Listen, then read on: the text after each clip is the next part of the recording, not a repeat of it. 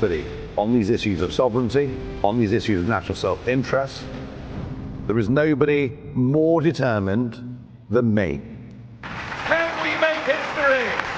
Are you going to be part of it? Thank you very, very much indeed.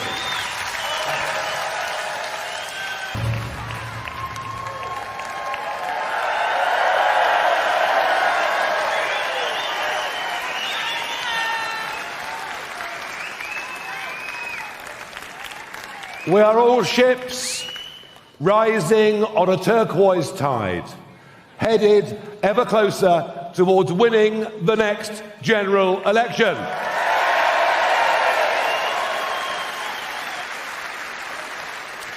It's been a day of some considerable news. It seems that female politicians are all the rage at the moment. We had our own very positive announcement overnight, of which you will hear more.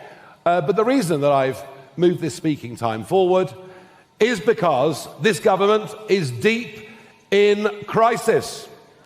Not only have they fallen into deep popularity within just a year of winning the general election, but it's become clear to all of us that it is a cabinet of wholly unqualified people to run our country. They are not fit to govern.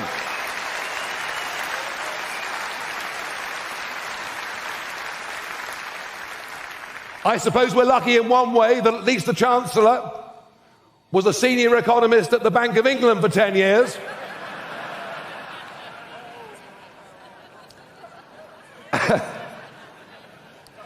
And that the business secretary is a fully qualified solicitor. And that the deputy prime minister and housing secretary, until half an hour ago,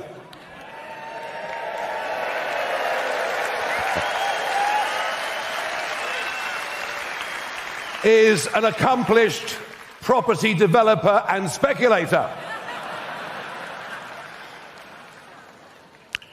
But you simply can't get away, can you, from being the housing secretary and avoiding £40,000 of council tax. And it screams to entitlement. It screams to a government that, despite all the promises that this would be a new, different kind of politics, is as bad, if not worse, than the one that went before.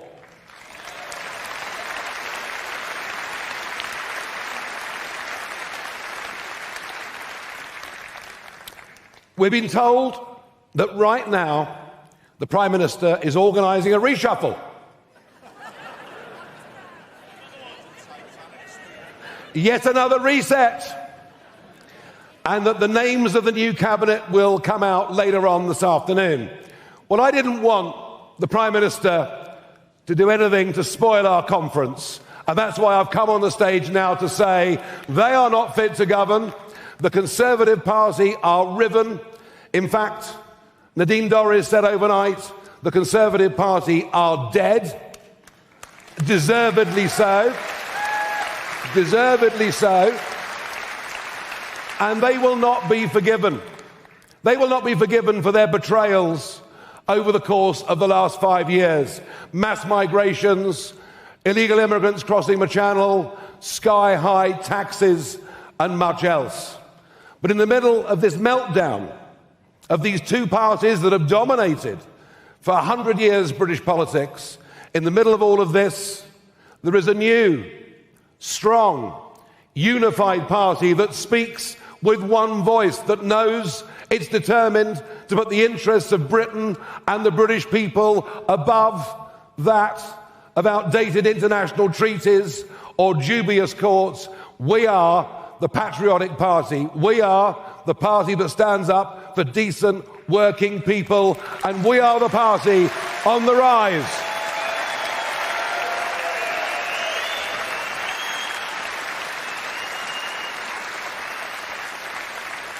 Just think, I stood before you this time last year. At this very conference, we only had a handful of branches around the country We now have 450 branches that we've set in place.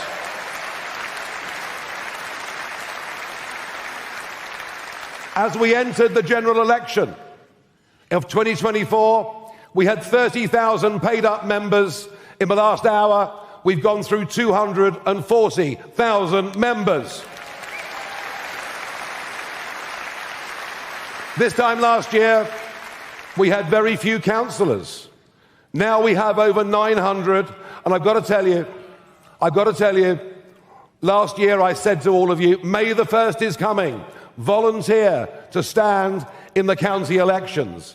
And even though the government cancelled the elections in 9 of the counties that we would have won, we still won outright 10 county councils and became the largest party in 3 others.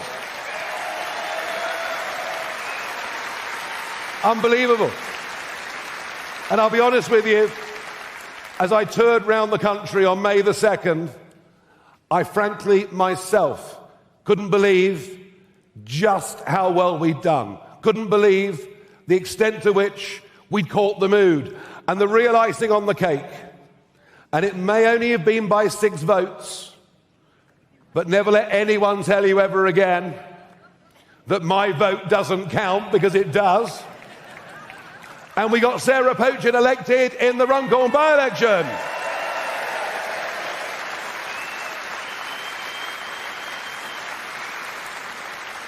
We have topped over 100 of the last opinion polls. Our lead is between 10 and 15% against any of the other parties. And I tell you what, given the state of chaos they're in, I think we can increase that lead further yet. Folks, it's happening.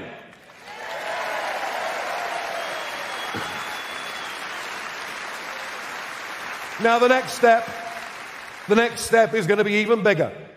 Scottish Parliament elections, Welsh Senate elections, and indeed a by-election that will take place in Wales next month.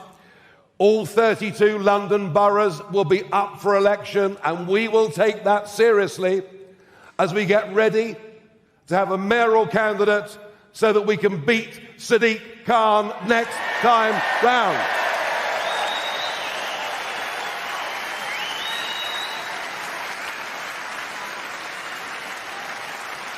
We're going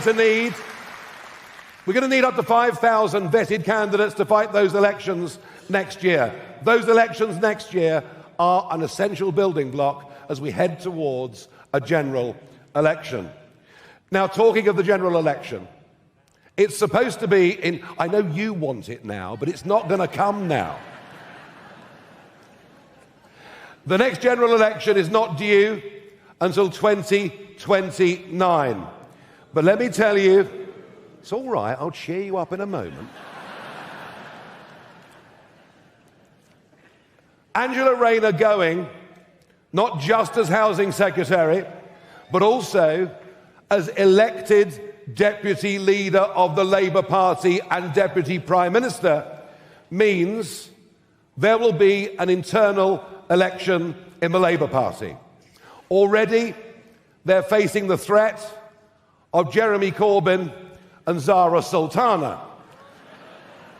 That's if the two could ever agree on anything, including the choice of a party name. But I put this to you. This battle for Deputy Leader of the Labour Party will be very like the battles they had back in the early 1980s. The left of the Labour Party will rear its voice. We're used to hearing stories of splits in the Conservative Party. We're about to witness a big rift in the Labour Party too. And I think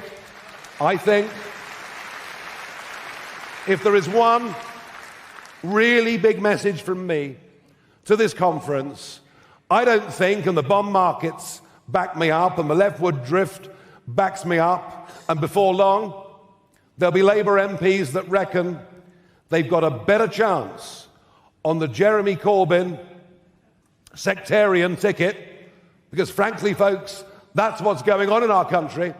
We have sectarian politics emerging. I loathe it. But there'll come a point when many MPs, Labour MPs, think they've got a better chance of being re-elected under that ticket, under Corbyn, than they do under Sir Keir. I think there is every chance now of a general election happening in 2027, and we must be ready for that moment.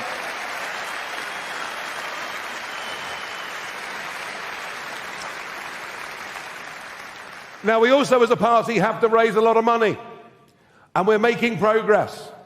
Our Treasurer, Charlton Edwards, and his team doing a great job.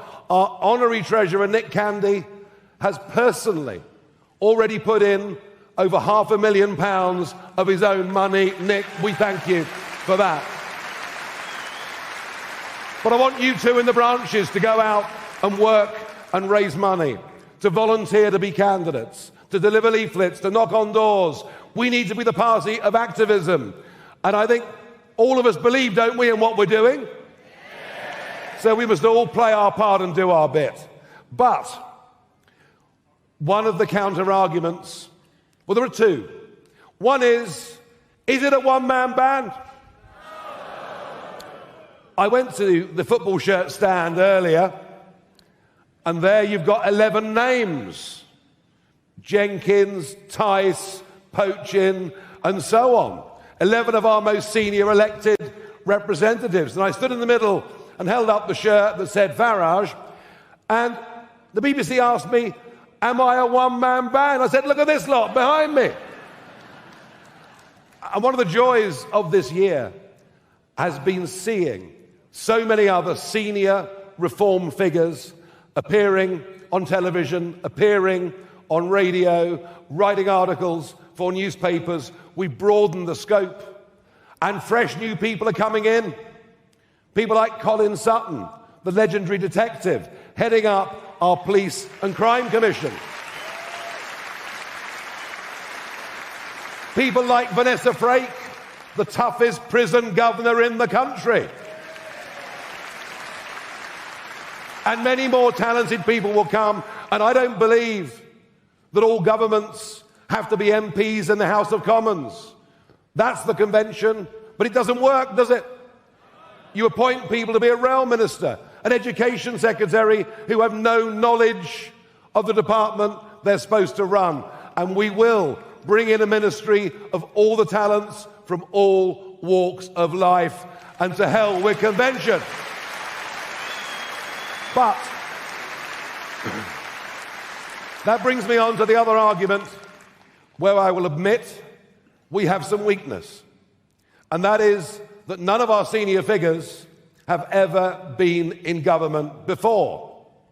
Oh, we're beginning to see already, through the county councils that we run, certain obstructions from the civil service being put in our way. And I imagine if we win the next election, we may face similar barriers to the kinds of real change that this country needs. So we need experienced people. We need people who have been in government. We need people who understand just how the system works and what the difficulties are. We need people with experience.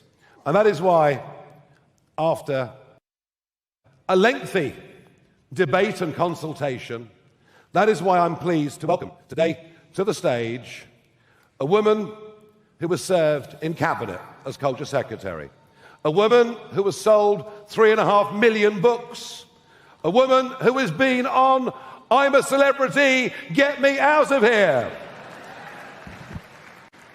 Somebody from the real world who's worked their way up, been incredibly successful, who actually crosses the boundaries from politician into celebrity.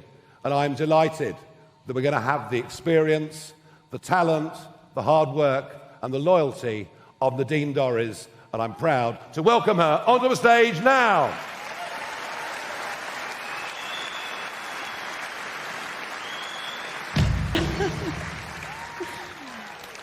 Well, that's the most dramatic entrance I've ever made into a room, ever. Thank you for that, guys. Everyone, I want to say I am more than delighted to be amongst you today. I'm actually relieved. And the reason why I'm relieved is I feel for the first time in a number of years as though I'm at a conference and amongst people who share the same principles and values as I have always held. And I can feel it in this room, the energy and the excitement and the acknowledgement that there is a job to be done. I want to thank Nigel for that introduction, and I want to thank everybody at Reform for bringing the party to this point. The reason why, and I'm going to deliver probably a slightly more serious message, the reason why is this government is in deep and serious trouble. It is falling apart. It is dividing and fracturing. The Conservative Party did that a number of years ago. But it's not just our political parties which are in trouble. It's the country too. And just as an example of this, if you look at our economy, everything that should be going down is going up. Whether it's taxes, unemployment figures, inflation, the number of illegal immigrants who are crossing the safe continent of Europe and leaving the shores of France to arrive on our shores, everything is going up. But the most important figure which is rising is the interest on our government debt. Now, what does that mean? It means that the international economic community are looking at us and they have decided that this government cannot manage the economy. It has no faith in this government to reduce public spending. And that was evidenced to us a number of weeks ago when Labour MPs refused to put through cuts to the welfare bill.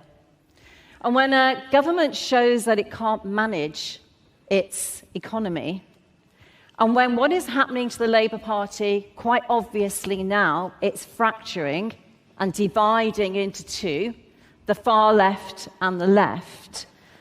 Some of us have been here before, haven't we? Some of us are still, I'm sure some members in this audience must be as old as I am, and we're here in the 70s when we've been through this before. We know where this road leads to.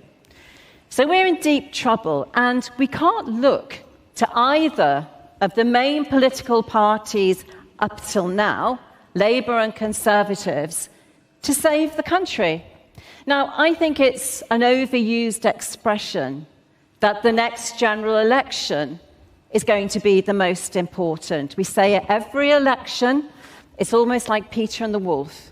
But for this election coming up, it really is going to be the most important ever. Because when Labour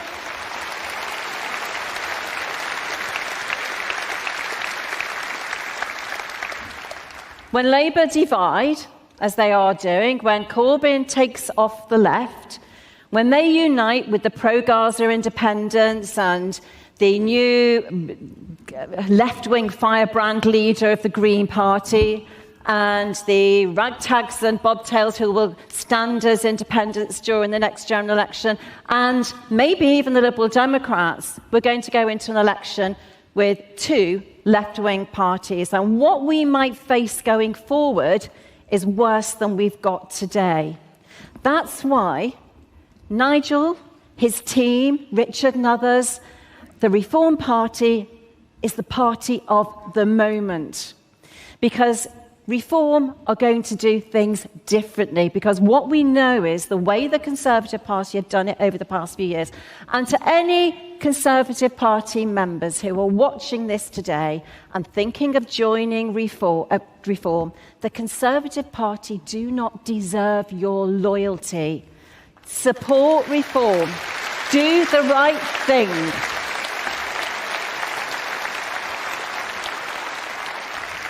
Frankly, any party which removes two election-winning prime ministers, replaces them with dud after dud, just does not deserve your support. Nigel has got the answers. All summer, I've been debating, what do I do? And I have watched Nigel time after time, issue after issue, whether it's been law and order, whether it's been illegal immigrants arriving on boats, risking their lives on boats to get here, cross to the UK, leave the safe shores of France, get fed, get housed, check into a premier hotel, and never be deported. And why wouldn't they come here? They never get deported. Huge, huge cost to our public services. I've looked at Nigel, and he has had the answers. His response to the immigrant crisis is just comprehensive. It's not only will it solve the problem of removing people, it will act as the most effective deterrent to others wanting to come that we've ever seen yet.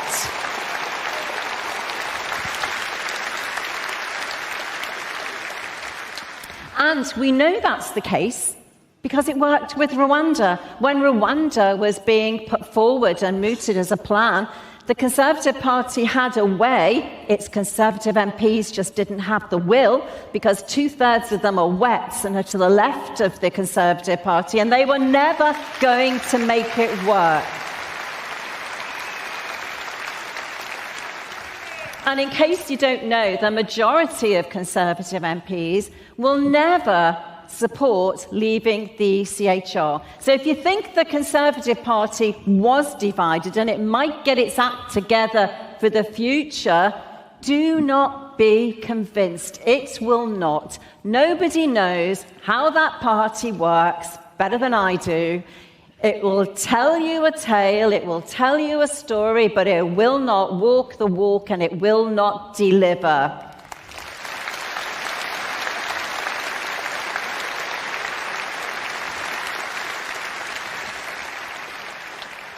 And I suppose I want to finish by saying this. Loyalty in a political party is everything, whether it's from its members or from its MPs or its councillors. The reason why Labour are falling apart, the reason why the Conservative Party fell apart, is because when they come to be tested, as we saw recently with Keir Starmer having to make a number of U-turns because his MPs won't support him, as we saw in the Conservative Party, divided parties don't win election, and when a party has disloyal MPs, and I know something about this, I was the architect, the person who made the Posh Boys comment. I know what it's like to be disloyal. I've been around for 30 years, I learned the error of my ways, but the one thing I know now is, moving forward, what is important is saving our country. And the only way we can do that is with a party which is united behind its leader, united behind the aims and objectives of that party, and solidly foursquare behind what that party wants to achieve moving forward. It is the only way to do it. So I'm going to finish now. I'm sorry, apologies if I wasn't the person to pump up the audience. I came with the more serious message, but it's important. She was wonderful, wasn't she? Thank you. Shall I go now? Very good.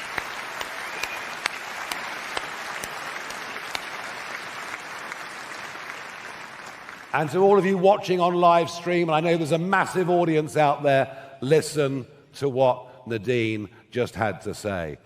Again and again at elections, they talk the talk, they never walk the walk, but we mean what we say, and we will deliver that promise I make you.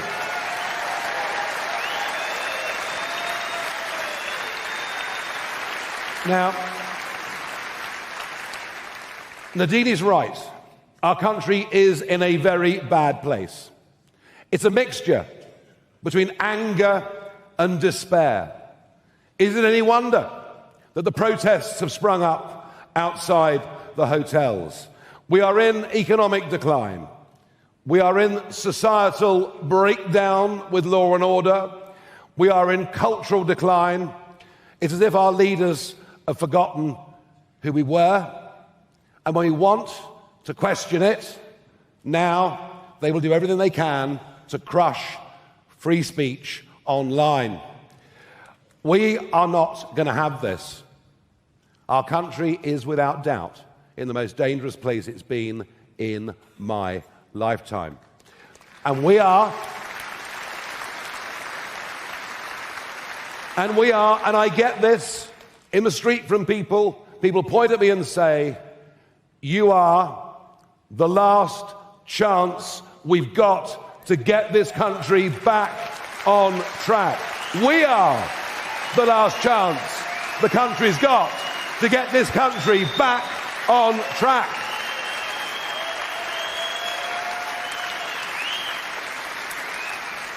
And that is why, let's make Britain great again. I've heard that phrase somewhere else before, but I agree with it. And that is why, talking of flags, that is why spontaneously across the country, there's barely a lamppost now that doesn't have the Cross of St. George or the Union Jack. And we love it.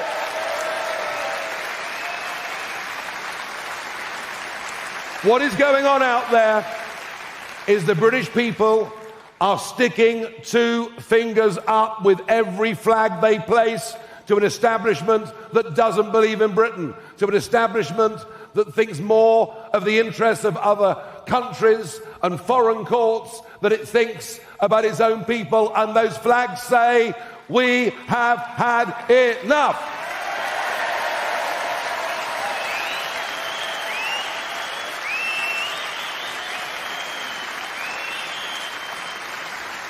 And we will, and we're determined, we will make Britain safer again, beginning with zero tolerance policing. If you shoplift, you will be prosecuted.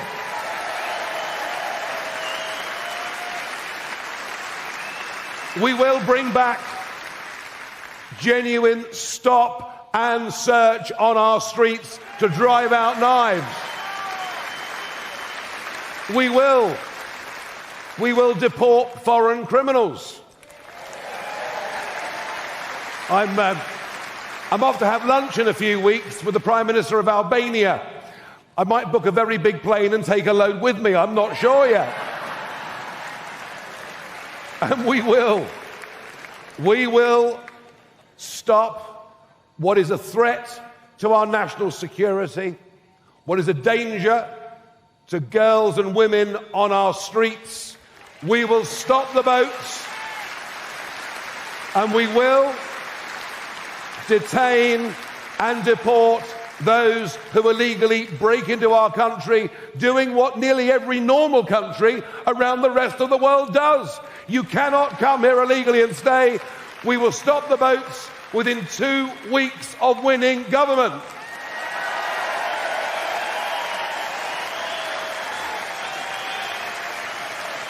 We will.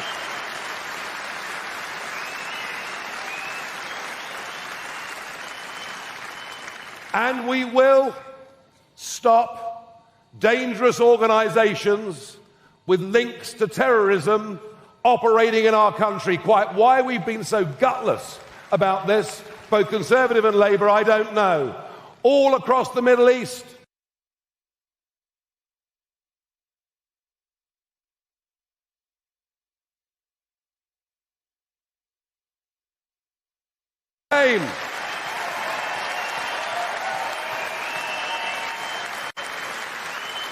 and we will make Britain more prosperous again. Our energy policy, led by Red Ed, is a complete and utter disaster.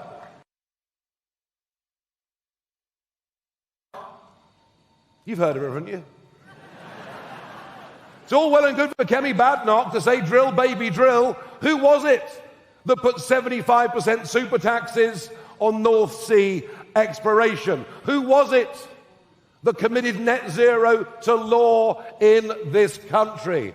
They should not be believed. They should not be listened to. We will scrap ridiculous, harmful, wasteful net zero policies.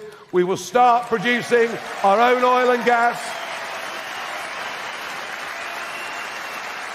We will end the full subsidies for renewable energy, which has been going on your bills for years, yet no one told you. We will end Britain being the most expensive country in the world for industrial energy. We will bring cheap energy, and we will do our utmost to re-industrialise Britain, to start making things here that we want and we need.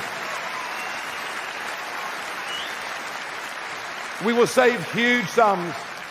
We will save huge sums of wasted public money, as our Doge unit has already begun to do in the county councils. We will do that. And we will, over the course of the next months, outline some serious cuts to the welfare budget in this country. It is not fair. It is not fair on people that get up with their alarm every morning, go to work and pay their taxes, for those that choose a different lifestyle to earn more money than they do. It is morally wrong, it is outrageous, and we'll be the party that backs working people.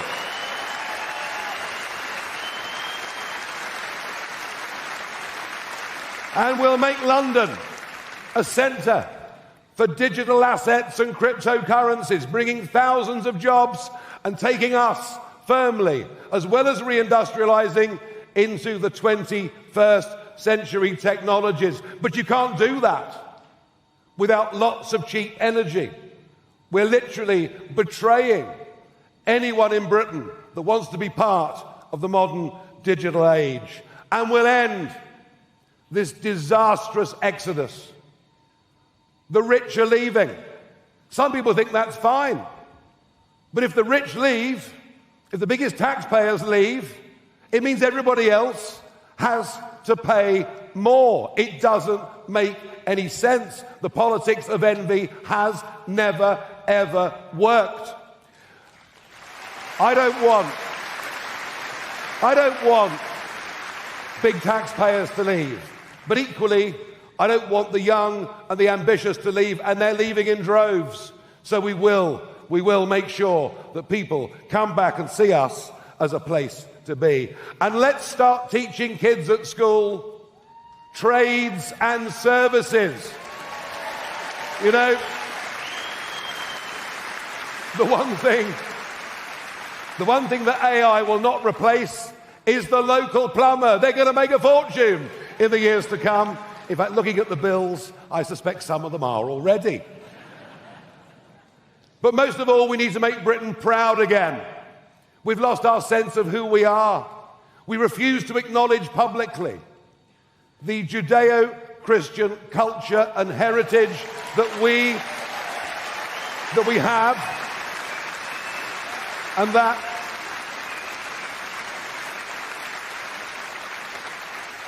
underpins everything that we are. We refuse to have our kids' minds poisoned in schools and universities with a twisted interpretation of the history of these amazing islands. We will not stand for it.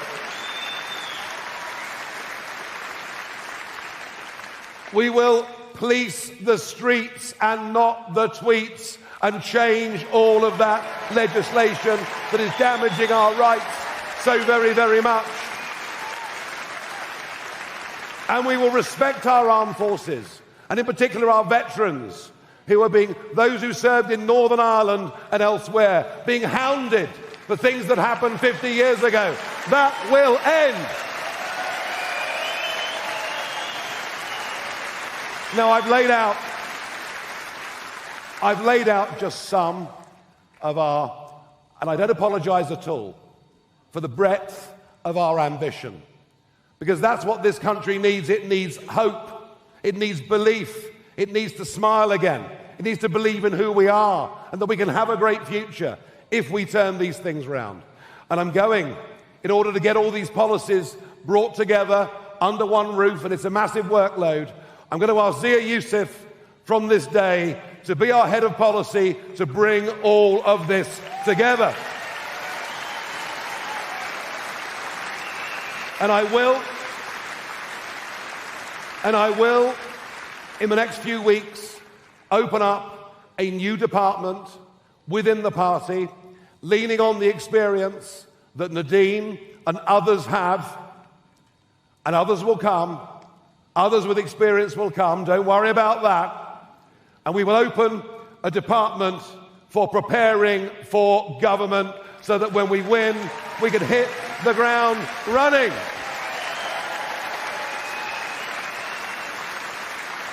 I promised you a year ago I would professionalise the party. Have a look around you. Have a look at this conference. Haven't our team done just the most amazing job? I promised you I would democratise the party. I think the fact that 70,000 of you voted for our new board members was an incredible show that you believe in the party. You wanted this democratisation. And all I can do is to promise you that I will give this everything. I will give this absolutely everything that I've got.